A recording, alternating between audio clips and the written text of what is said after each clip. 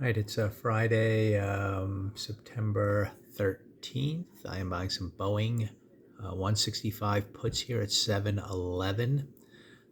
This is on kind of the 5 minute chart that basically bad news on the stock today.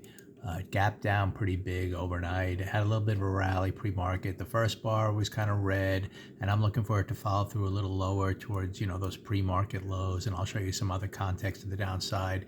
After that first bar, I kind of watched it pause in here, and then I'm watching that 5 minute bar kind of forming a shooter bar now. So I'm expecting it to again follow through a little lower. There's enough volatility to come down a ways on the 2 down day here overall on the daily chart.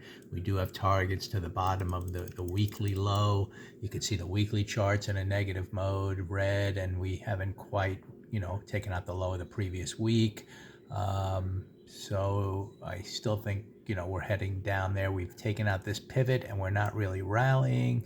This is in the big picture on the weekly chart. So if we can't get above there after taking that out, then we have a gap to fill down here in the 150 area and all the way down here. You never know how bad this is going to continue to be. Obviously, the trend is down overall, and I'm just looking at this negative, this opening here that was very negative. It tried to rally a little bit, but it's not really going anywhere. So I think it's going to make another push to the downside. So a lot of context to the downside. I'm watching that 5 minute chart here. There's the shooter bar.